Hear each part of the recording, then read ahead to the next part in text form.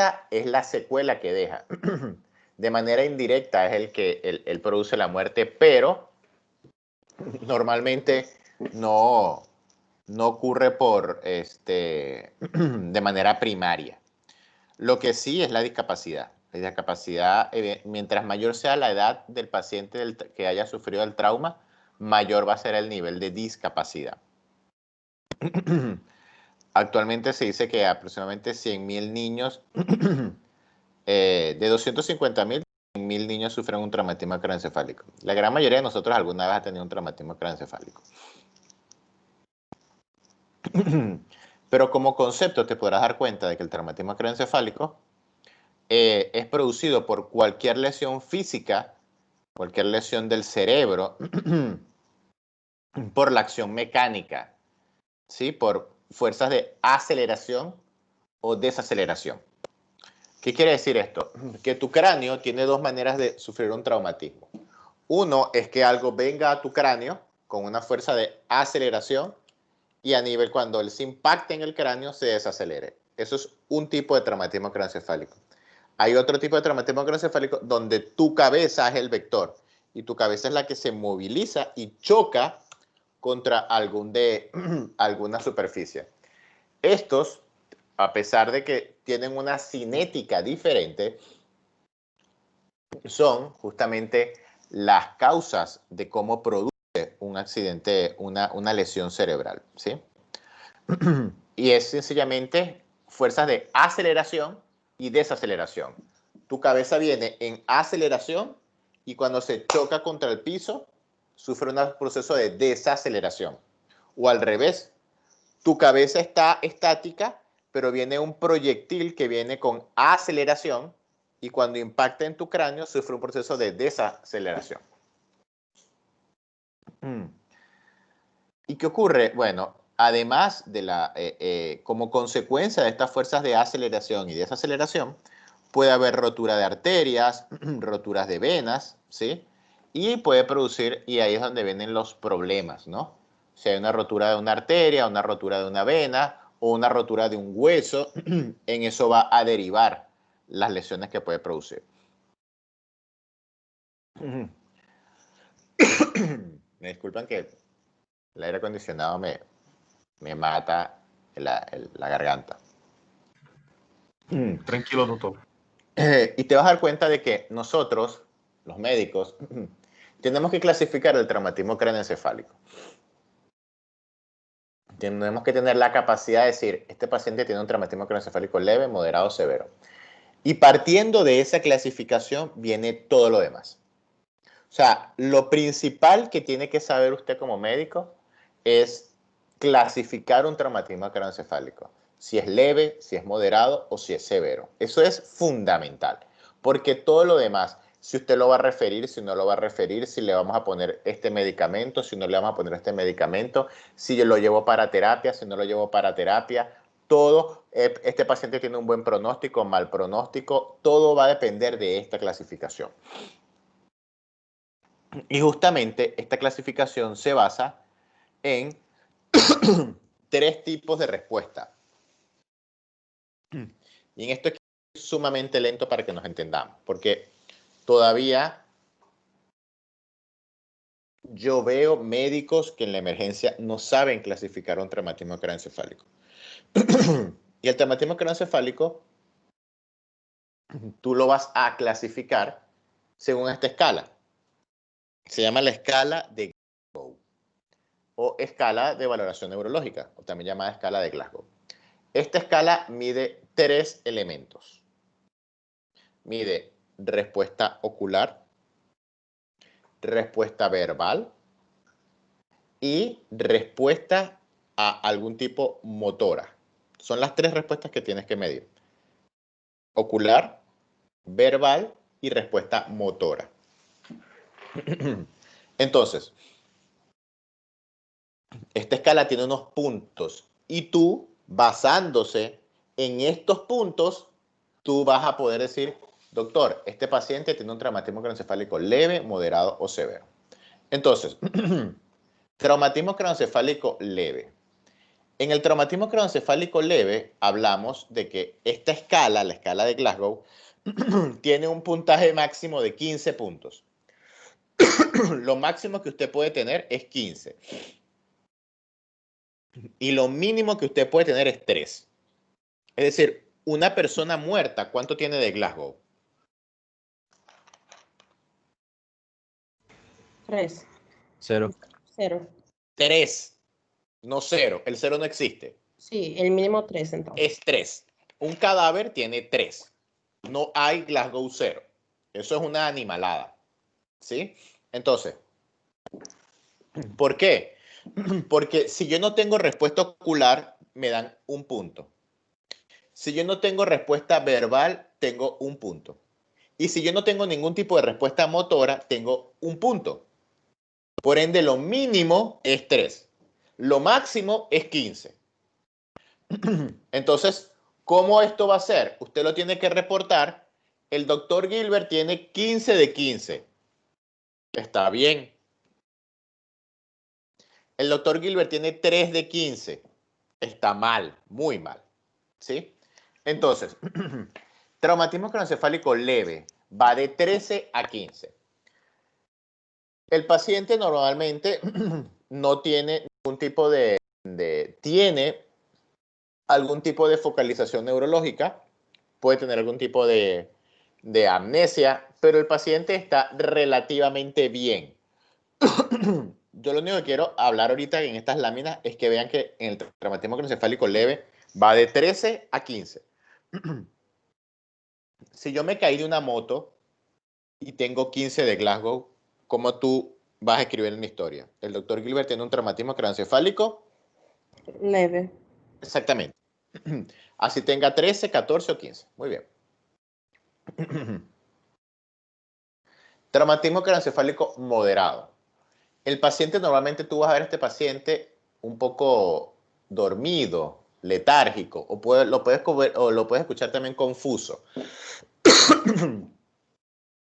Lo puedes ver quizás con un poco álgido, con dolor o medio desorientado.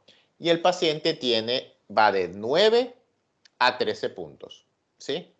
En algunos textos van a poder leer que el traumatismo craneoencefálico moderado va de 8 a hasta 13. Estas escalas a veces cambian de 9 a 8, ¿sí? O sea, te dicen más o menos 9, más o menos 8. No hay algo tan específico, ¿no? Pero de 9, de 8 para arriba hasta 13 es traumatismo craneoencefálico moderado. Y por último tenemos el traumatismo craneoencefálico severo. En el traumatismo craneoencefálico severo es todo paciente que tenga un estado neurológico por debajo de 8 puntos. ¿Sí? Y esto lo quiero dejar bien claro. Cuando usted se gradúe de médico, todo paciente con Glasgow por debajo de 7, por debajo de 8, necesita que usted le ponga un tubo endotraqueal. Usted lo tiene que intubar, porque ese paciente se puede ahogar en su propia secreción. Entonces, si usted diagnostica un traumatismo craneoencefálico severo, usted está en la obligación de meterle un tubo endotraqueal al paciente, porque ese paciente puede broncoaspirar. Ese paciente no tiene una capacidad adecuada de manejar sus secreciones y puede vomitar. Vomita, aspira y se muere. Y usted tiene que proteger la vía aérea. Entonces, si usted me dice a mí, doctor, el paciente va con un traumatismo craneoencefálico severo, yo me tengo que suponer que el paciente usted me lo va a traer intubado. ¿Verdad? ¿Estamos claros? Ojo, usted no me puede decir, el paciente tiene un traumatismo craneoencefálico moderado y está intubado. Porque yo te diría, pero ¿por qué está intubado si es moderado? ¿Me hago entender? Eso es algo mecánico. Mecánico. Traumatismo, usted mide su escala de Glasgow, este paciente tiene 6 puntos de Glasgow, eso es inmediato, tubo endotraqueal. No hay otra. No, pero hay que ver si no. Eso es intubación. Sea lo que sea que usted va a hacer con ese paciente, sí o sí va a meritar una intubación. Normalmente estos pacientes, normalmente los médicos, y es algo que yo le digo a todos los médicos, usted cuando se gradúa, usted tiene que saber intubar. Eso usted no lo va a aprender en ningún posgrado. Usted debe graduarse aprendiendo a intubar. O sea, eso es una habilidad médica. Usted cuando se gradúa de médico, usted tiene que saber intubar, tiene que saber tomar vía venosa central, tiene que aprender a colocar una sonda vesical a un paciente, tiene que aprender a tomar vías periféricas, tiene que aprender a hacer todo ese tipo de maniobras médicas. Eso no es que se aprende después, no. Usted se gradúa hoy y usted mañana le llega un paciente, usted lo tiene que intubar. Y si no lo aprendió, mala suerte para usted y para el paciente, pero usted tiene que aprenderlo. Entonces, normalmente los pacientes con traumatismo craneoencefálico severo ameritan una unidad de terapia intensiva. Esto es sí o sí. Un traumatismo craneoencefálico severo, el lugar de estar es una área de terapia intensiva. ¿Por qué? Porque el paciente está intubado. Y un paciente intubado, por lógica, debería estar acoplado a una máquina que respire por él. Una máquina de ventilación mecánica. Todo paciente con traumatismo craneoencefálico severo debe estar en una área de terapia intensiva. en buena línea. ¿Cómo? Yo después ahora, más adelante, les voy a explicar cómo, bien pasito a pasito, cómo valoramos el Glasgow, ¿sí? ¿Cómo se evalúa esto? Eso lo vamos a explicar más adelante. Pero, si nos damos cuenta, el traumatismo craneoencefálico, justamente, ya te dije que es una fuerza externa, ¿sí?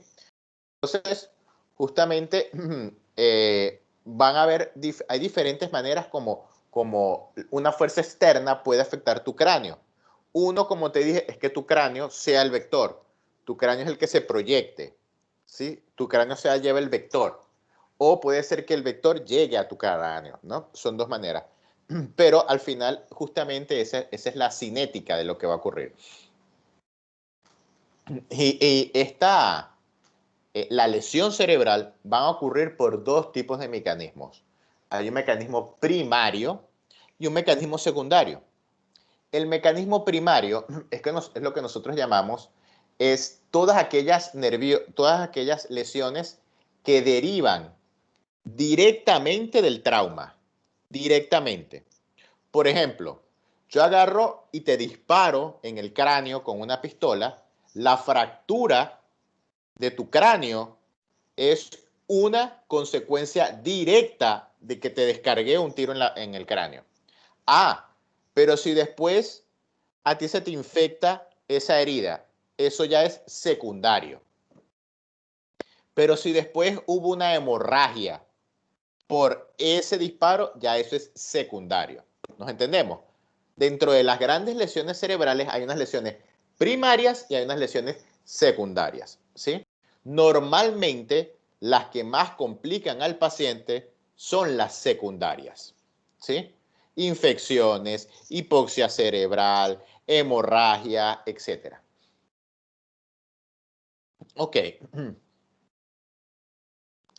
Entonces, como hay dos lesiones, una primaria y una secundaria, les voy a hablar. En la primera fase, o las lesiones primarias, justamente ocurre como resultado directo del evento traumático. Ya te dije, una fractura, sería en este caso un evento primario. Ahora bien, y las segundas justamente se van a deber por una consecuencia de esta lesión primaria.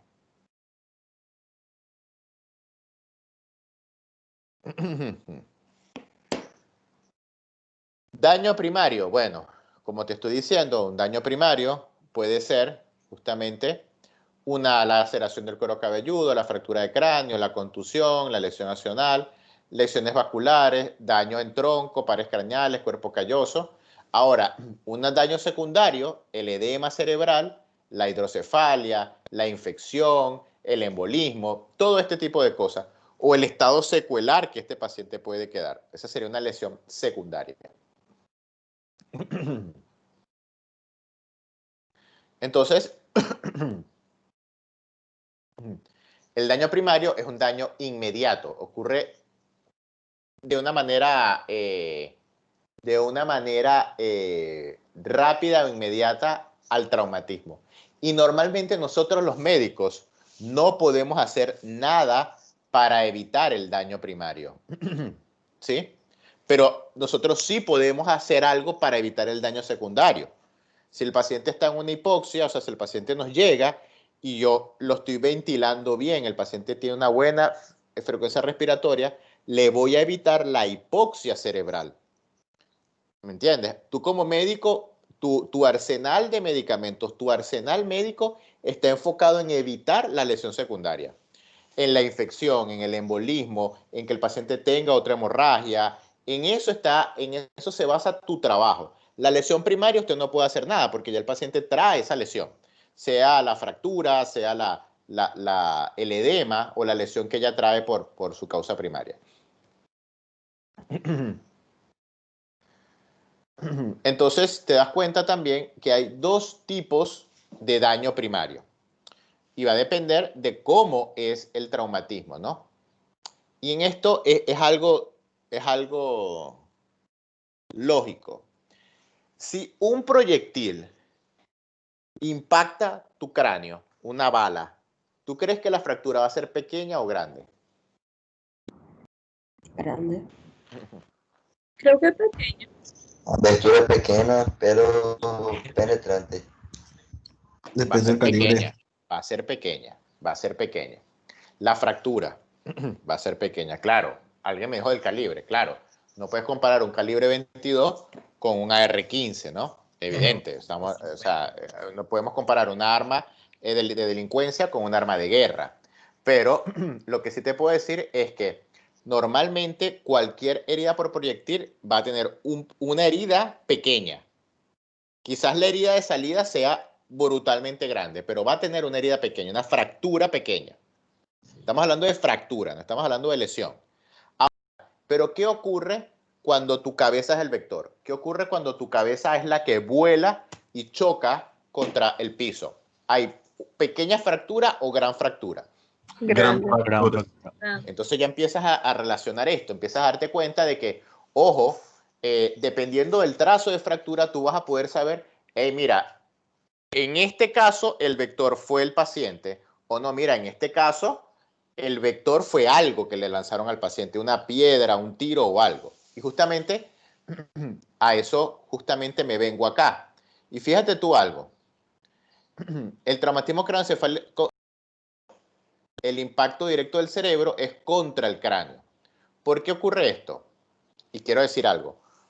Cuando hablamos de traumatismo craneoencefálico abierto y cerrado, porque primero hay que decir que es un traumatismo craneoencefálico abierto, es todo aquel traumatismo, el cerrado, donde no hay lesión de la dura madre.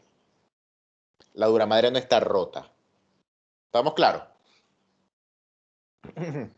Pero toda lesión cerebral en la cual esté rota la dura madre, eso es un traumatismo craneoencefálico abierto. ¿Estamos claros? Evidentemente, si yo te doy un tiro y tienes un agujero de entrada y un agujero de salida, ¿esto fue abierto o cerrado? Abierto. Abierto, porque evidentemente pasó la dura madre, la traspasó. Ahora, si yo vengo en mi moto y me estrello contra una pared y me destrozo el hueso, pero la dura madre está indemne, tuvo un traumatismo craneoencefálico Cerrado. cerrado. Pero ¿qué ocurre con esto? No, con respecto a la gravedad, hay traumatismos craneoencefálicos cerrados que son peores que los abiertos. O sea, y hay abiertos que son peores que los cerrados. Esto no te habla a ti de gravedad, sencillamente te habla justamente de la cinética del traumatismo, ¿sí? De llevar la física al cráneo. Dentro de los traumatismos craneoencefálicos cerrados, es decir, donde no hay herida o lesión de la dura madre, ¿sí? Es el impacto contra el cerebro, normalmente ocurre cuando tu cabeza es el vector. ¿Sí? Vas tú en tu moto, borracho, porque te acabas de caer a cerveza porque pasaste anatomía en una estación de gasolina, te fuiste borracho y te estrellaste, saliste volando y tu cabeza se estrelló contra la pared. ¿Se rompió la dura madre? No. Ah, pero tienes el cerebro vuelto un puré. Pero eso es un traumatismo craneoencefálico cerrado. Ahora, el abierto, normalmente, los abiertos está involucrado un elemento que es el vector. ¿Sí? ¿Cuál es el vector? Un tiro, una proyectil, una piedra, algo. ¿Sí? Pero si te darás cuenta, esto no es algo tan absoluto.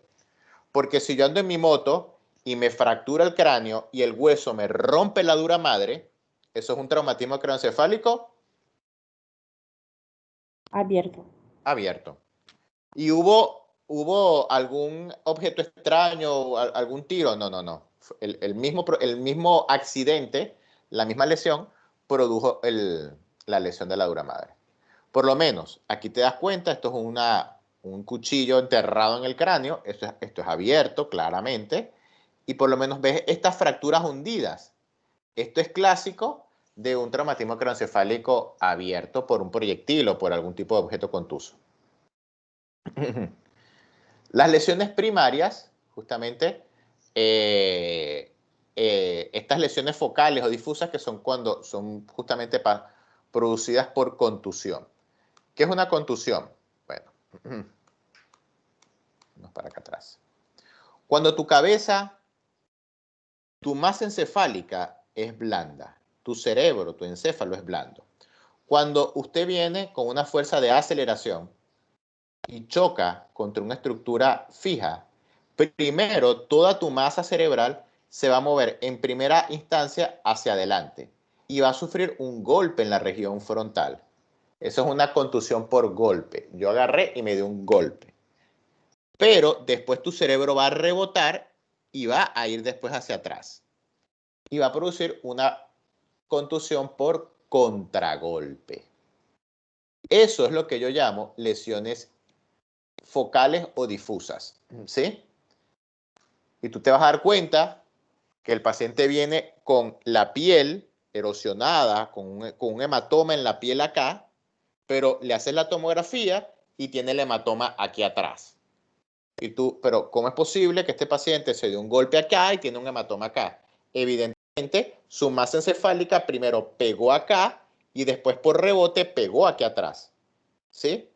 Y eso es sumamente frecuente. Las contusiones por golpe y contragolpe. Llamamos las que son por golpe cuando hay relación del hematoma facial con el hematoma, con la contusión. Y el contragolpe está justamente en el punto más equidistante. Y esto ocurre porque la masa encefálica es como una gelatina.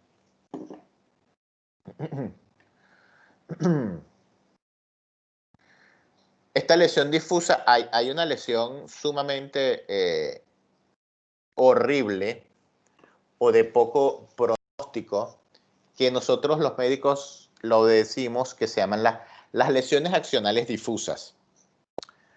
Y esto es importante porque si tú te pones a dar cuenta, nuestro sistema nervioso, arriba está la neurona.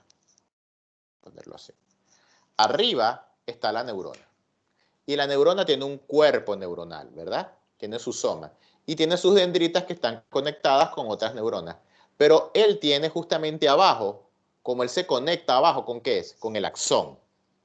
¿Sí? Las neuronas de tu corteza están conectadas unas con otras por dendritas. Pero cuando la información, ella normalmente la manda, o gran parte de su información la manda por el axón. ¿Sí? Entonces, ¿qué pasa si yo agarro todo el cerebro y lo giro? Imagínate tú que tú agarres un paquete de fideos y yo haga este movimiento de rotación. ¿Qué se rompe? ¿La neurona o el axón? El axón. El axón. Axón. El axón se rompe. Al romper el axón, usted rompe completamente la conexión de la azotea, que es la corteza, que es lo que tiene tu personalidad, todas tus funciones superiores, de todos tus lóbulos, las desconecta del tallo. Las desconecta. Eso se llama lesiones axionales difusas. Y normalmente hay fuerzas de rotación incluido. Normalmente se ven cuando el paciente se vuelca y su cerebro y su cabeza va en una rotación. Justamente toda su masa encefálica está haciendo esto. Están girando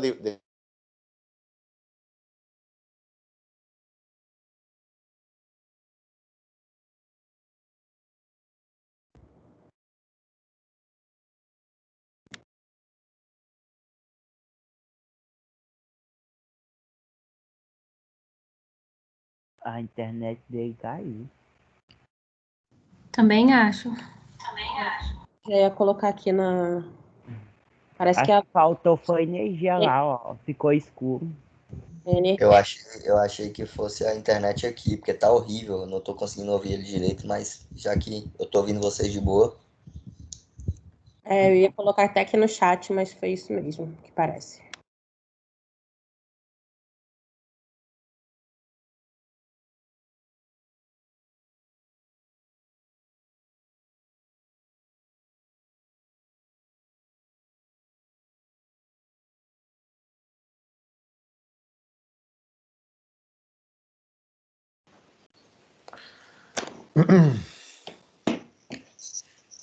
Hola, ¿me escuchan? Te escuchamos, doctor. Sí, doctor. Sí. Me acabo de quedar sin luz en mi apartamento. Entonces, vamos a ver hasta cuánto aguanta mi teléfono. Entonces, justamente esta fuerza justamente rotacional es la que hace de que ocurra la lesión axonal difusa. Y estos pacientes quedan como una cebolla. Los pacientes quedan en coma, ¿sí? Un ejemplo de eso es Schumacher. Schumacher no se va a levantar. Michael Schumacher, uno de los mejores campeones de la F1, jamás se va a levantar, jamás se va a despertar. Eso es una cebolla. Eso ahí no hay ningún tipo de conexión. Porque tuvo una lesión axonal difusa. Hay diferentes niveles de lesión axonal difusa, pero evidentemente la gran mayoría de grandes secuelas. Deja pacientes muy secuelares, ¿sí? Y evidentemente la lesión axonal difusa, ¿a quién ataca? ¿A la corteza o al axón? Al axón. ¿Y cuál es la principal estructura de sustancia blanca que tiene tu cerebro? Axón. No, ¿cuál es la estructura de tu cerebro? Estructura. Macroanatomía, no microanatomía. Septo pelúcido. No. El tronco. La médula espinal. No. Escucho aquí unas vainas que da ganas de salir corriendo, te lo juro. ¿Qué preguntaste, profe? Que te diga alguien de los compañeros qué fue lo que... La estructura del cerebro que tiene más sustancia blanca. Ah, ok.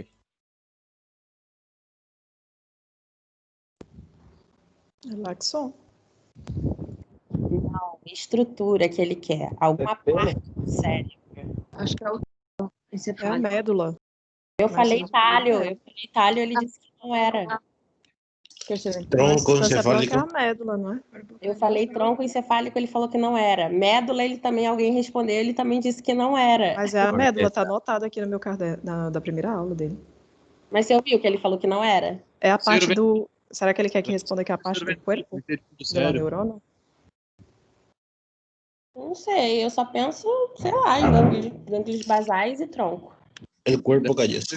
Ventrículo, que é no meio do cérebro. Más sustancia blanca, ¿verdad? Sim, mais substância blanca. É, na médula. El cuerpo calloso. Puede ser el cuerpo calloso, sí. El cuerpo calloso es, sí. Es ese mismo. Sí, ese es. Porque yo pensé, si no era el tronco, podría ser los ganglios basales. Y ahí está. El cuerpo calloso. Sí.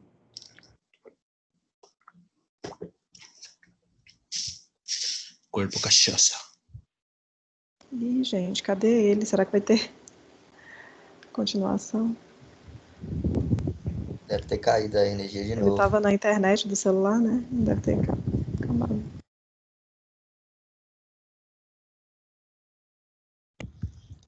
E aqui em casa tá cortando até a voz de vocês. Para essa pergunta aí, até agora eu não entendi direito que pergunta que tá querendo saber. que tem que não responde se é porção central do cérebro, porque é o cérebro Não, amiga, todo é no meio. corpo calhoso. Só pode ser o corpo calhoso, porque ele pega, é o gânglio basal que pega daqui até atrás. É a maior. Só pode É ser. a maior estrutura mesmo. Só pode ser. O maior dos gânglios basáleos vai ser ele, né? Que ele vai pegar na totalidade. Hein, gente? Ele falou que ele tá sem bateria e que ele não vai poder dar aula agora. Que mais tarde, se a bateria dele voltar, a energia voltar, ele continua com a aula, tá bom? Beleza. E a prova? Vou avisar lá no grupo. Será que vai implicar alguma coisa lá? Não, a prova já tá lá.